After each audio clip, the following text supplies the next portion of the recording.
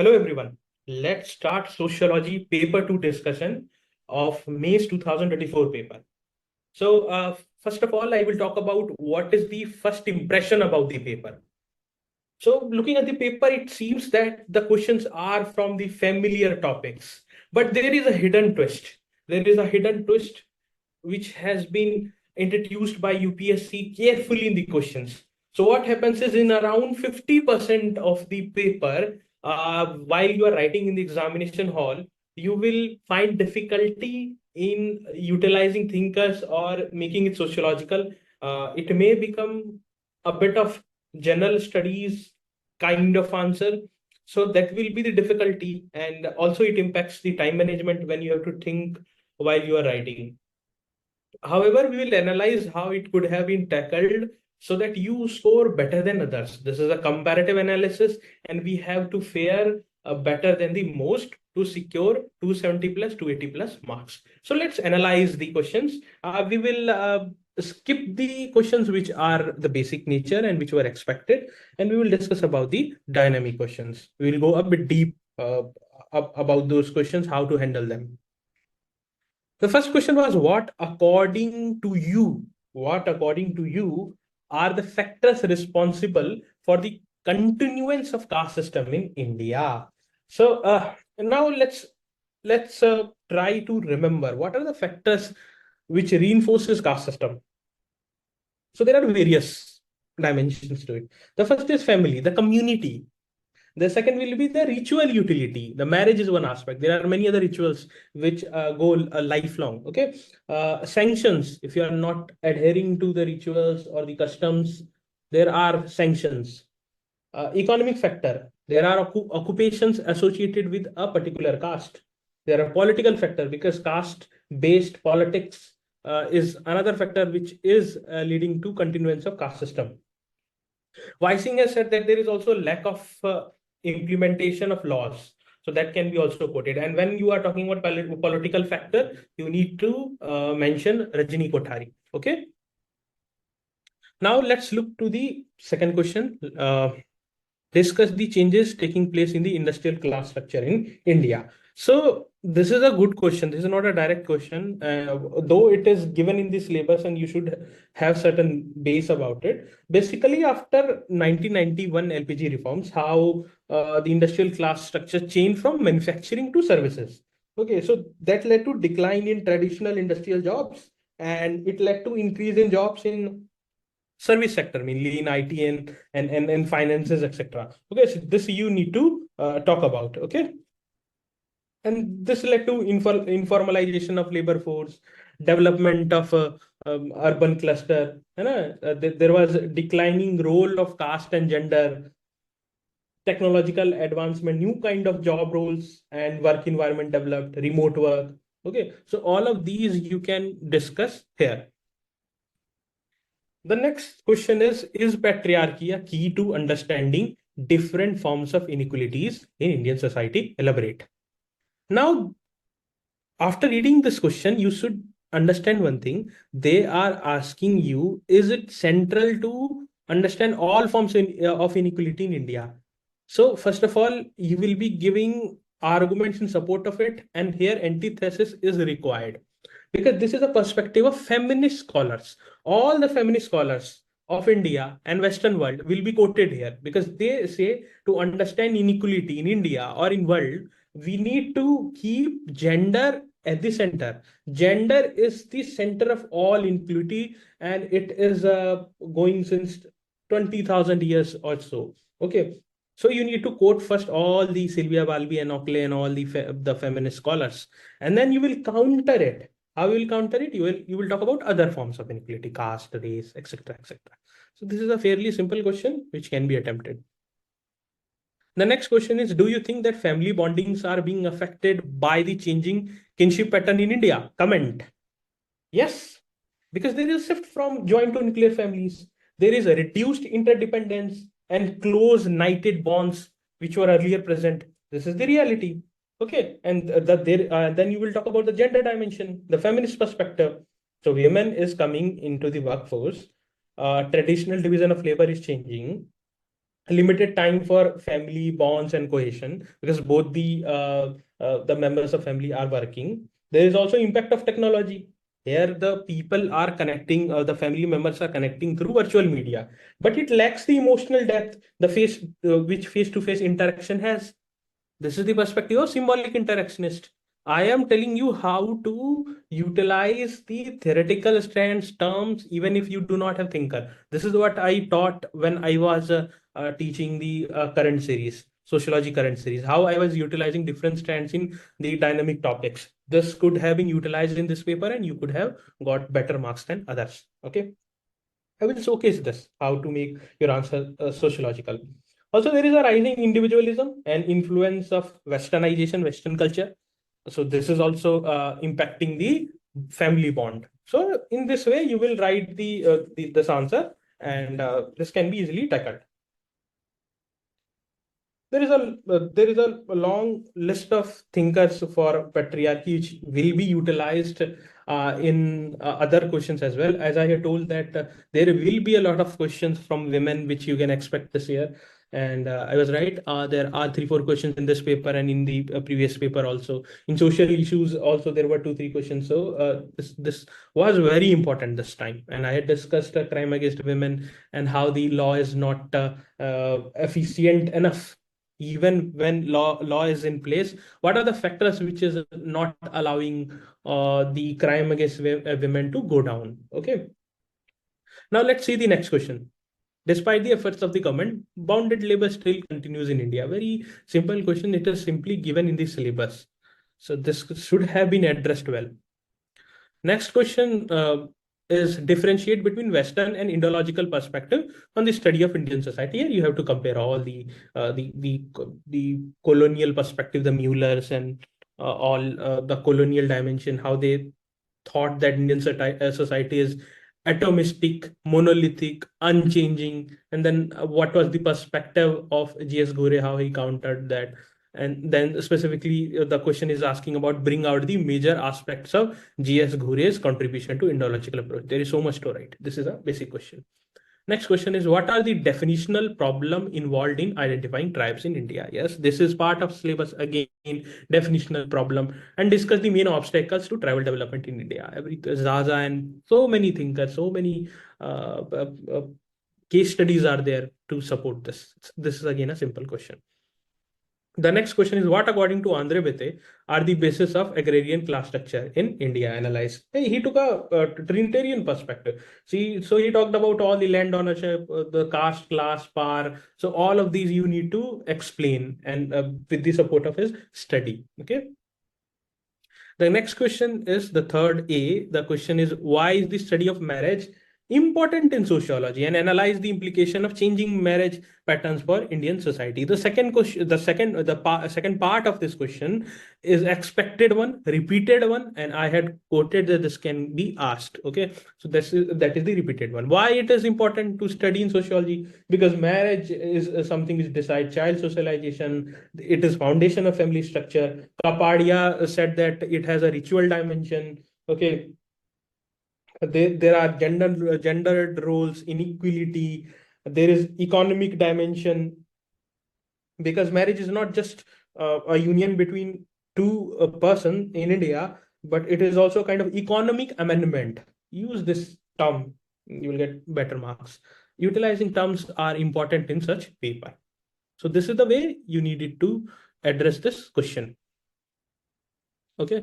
The next question is, do you think that the constitutional provisions for women had led to their upliftment? Give reason for your answer. There is a issue in the PPT. I don't know how it happened. It was fine earlier. However, I will be reading the question so you will understand it. The question is, do you think that the constitutional provisions for women have led to their upliftment? Give reason for your answer. We will talk about the positive things, the various constitutional provisions and what it has led. Then you will counter it, and while you will be countering it, you will be utilizing all the feminist perspective here, all the feminist thinkers, Uma Chakravarti, and all the feminist scholars of India, as well as the Leela Dubey and all the other Veena Majumdar, the feminist scholars of India, as well as the Western theories also you will utilize here to counter this perspective and how it has not uh, achieved the desired fruit. These all things you will be discussing. You will also include data here to counter the statement which has been given in the question. Okay. The next question is, how do religious communities contribute to the cultural diversity of India? You will be talking about the various communities and how they are contributing by giving example. You will be utilizing Amartya Sen in this. He had talked about how the Indian ethos is all about having a amalgamation of different cultures, but there are various issues also that you will discuss while you will be discussing the antithesis of it, how there is a communalism which arises and what are the reasons behind it. There is a minority appeasement and many other things that you need to discuss about, and how there is also one thing like the talk about uniformity in the country, the politicization. The antithesis should be strong here. First of all, you will talk about the various dimensions, the various cultural ethos of various religious communities, and how they enrich the cultural diversity of India, and also how they contribute in the constitution as a whole. Like Buddhism has motivated a lot in the constitutional development, the Hinduism, everything has contributed. The festivals and all the things you will talk about, the little and great tradition you will utilize here, Milton Singer, to make it more and more sociological, because it is a question which is mostly GS based. So you will be utilizing thinkers here in this manner. You will start with the Matsin and then you will proceed in this manner. The next question is, what do you understand by decentralization of power? What is its role in strengthening the roots of democracy in India? This is a question, a simple question on BRIs, local self-government. There are n number of case studies and thinkers to write this answer. Okay. So this was an expected question, not a difficult one, and you should have written it well. The next question is again straightforward. What are the different forms of untouchability still practiced in India? Discuss with suitable illustration. It is the part of the syllabus keyword itself.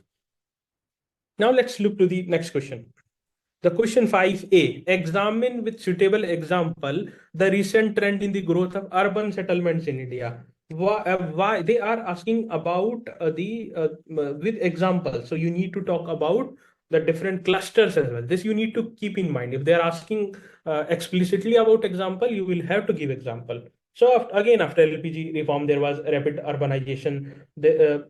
There were some cities which developed where services sector came, like information technology in Hyderabad and Bangalore and Pune and all the, and then there was a clusteral development which took place near the cities, the satellite cities which developed in Delhi, in Bombay, even in Hyderabad, the Cyberabad. So you will talk about all of these, and then we will talk about how there is increase in investment which has led to growth of tier 2 and tier 3 city. Then how informalization in economy due to increasing competition worldwide has led to again the enhancement of the industrialization and urbanization in India. Okay. So you need to talk about and how they had accelerated the growth of urban settlements. So because the informal sector will need a lot of cheap labor, then so many people will come from rural areas to fit in the demand. There will be again urban sprawl, slumification. All of this will happen. So you will include the Marxist perspective.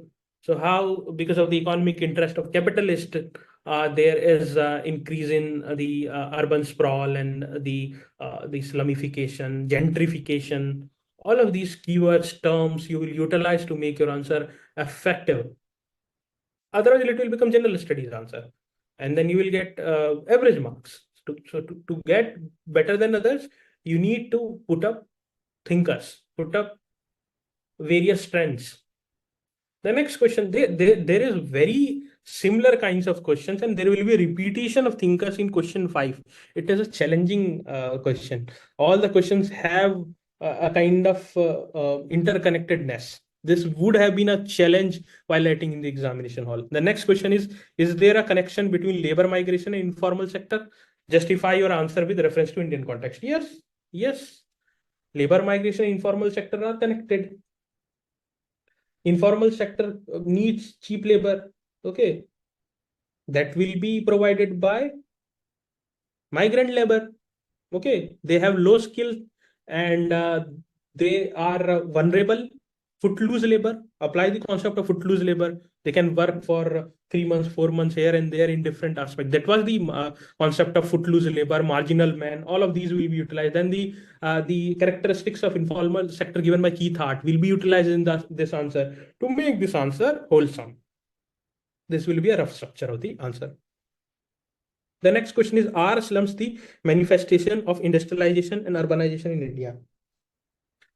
So, National Institute of Urban Affairs, I had put in Sociology Academy the whole factors which leads to slum. They have talked in great detail, like how the greater potential for employment in urban areas leads to more migration and the rural distress. The incapacity of the cities to meet their housing demand leads to rise in slum. Marxist perspective says again, you can utilize suits the economic interest of capitalism. A.R. Desai has talked about the development of slum and the process of slumification, political time bomb, how they are a kind of a political uh, way to gain power. Okay, so it has been the slums have been politicized. Dipankar Gupta has given the theory of political time bomb. Okay, so politicians are trying to garner votes from them also, and then they also are supporting the industrial sectors. And when there is some kind of development, the first one who is displaced is the people living in slums. Okay, you would have seen it. So you can utilize this as well, the Pankar Gupta. The political time bomb theory has been also put up in Sociology Academy. So we put very few things, but they are extremely important. In any paper, the content which is given in Sociology Academy will be utilized. So that is a kind of master points. Do include in your notes. Discuss the changing nature of political elite. Simple question, direct question from the syllabus in India. Okay. Next question is, what is your assessment about the recent farmers movement in India? Elaborate. Neo farmers movement, all the theories of neo farmers movement with the recent examples, and you will write this answer. It's an easy question. Question 6A, discuss the major challenges related to women's reproductive health in India. What measures would you suggest to overcome these challenges? It's a direct question again given in the syllabus, part of syllabus. And I had tell the social transformation and issues arising out of it will be important always in sociology paper 2, because it is a dynamic part and there will be lots of questions. Women was a hot topic this year, so it has to come. The next question is, what is sustainable development? How can sustainability be achieved in India where livelihood needs conflict with environmental protection? So first of all, what is sustainable development? You will be defining it. And how can sustainability be achieved in India, जहाँ पे development is seen as something against the environmental protection? You will bring here ecofeminism. You will talk about Vandana Shiva. You will give the Marxist perspective. All of these will be given to make this answer sociological. And how it can be achieved? The answer lies in between. The Indian ethos, the organic farmings, है ना? The sustainable way, है ना?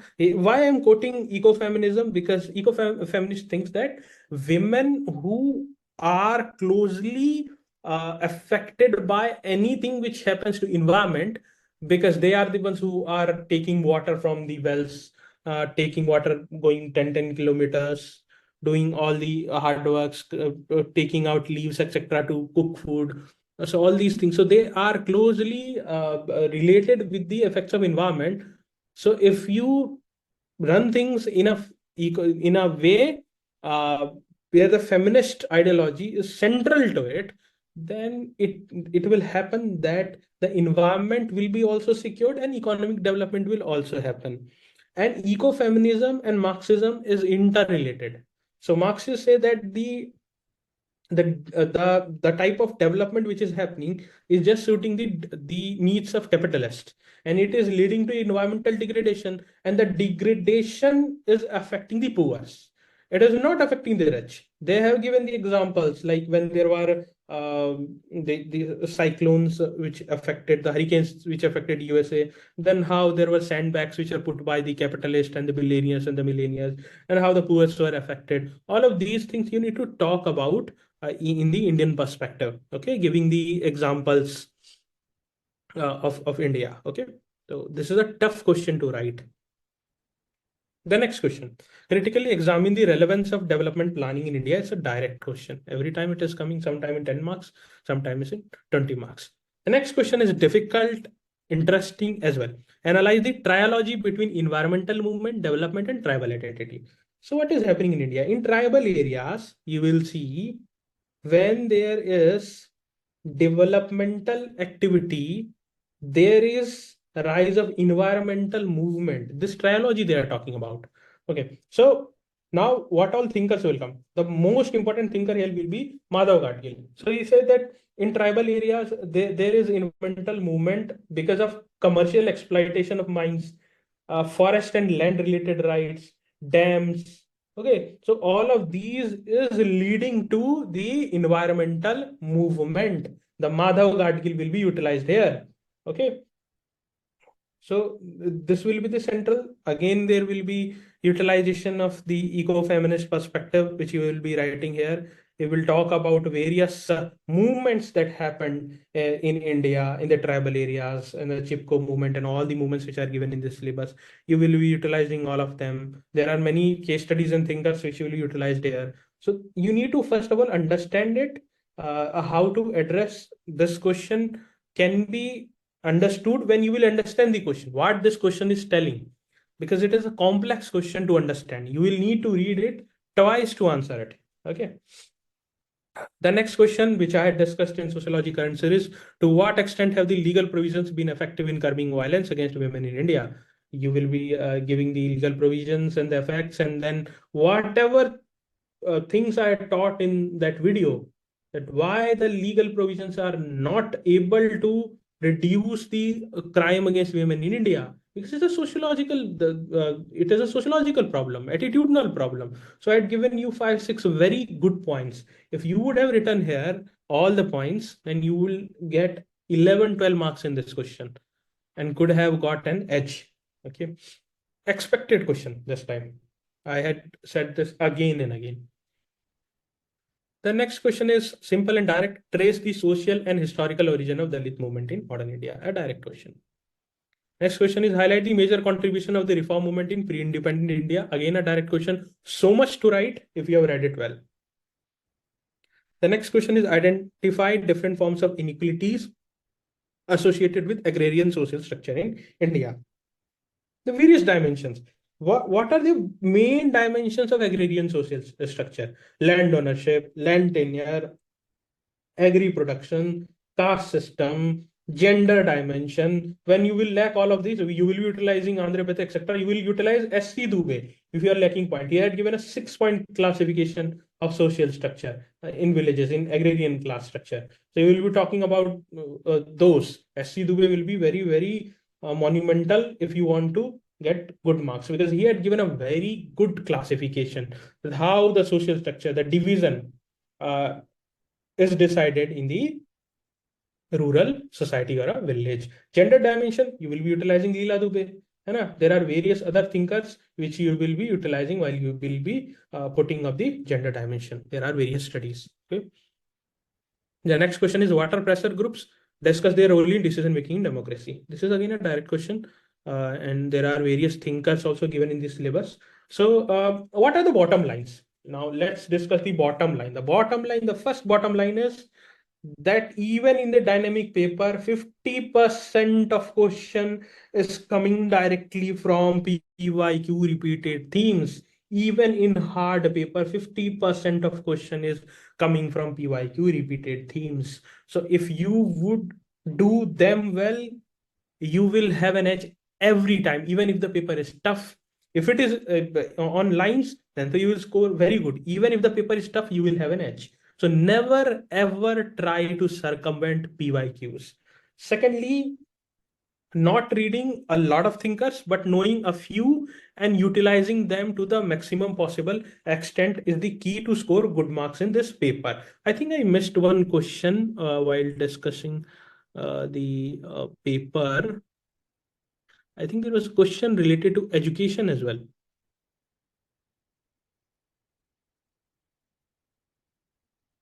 Yeah, there was a question related to education is key to social development. Yeah, sorry, I missed this question. Education is key to social development.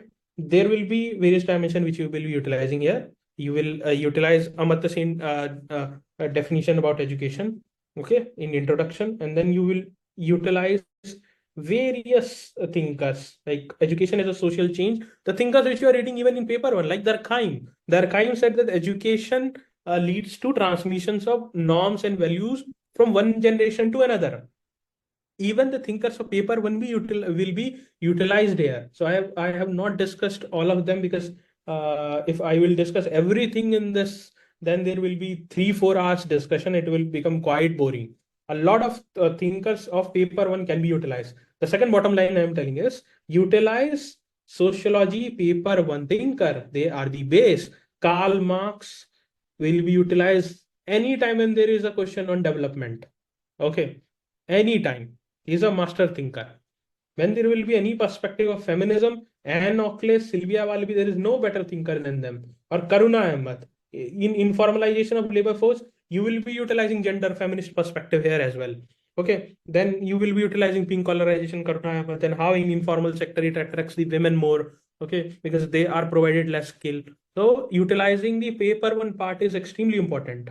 Whatever you know, you need to know the application of that instead of just reading and reading. So how the application will come when you will write more. In sociology paper 2, writing more answers is more important.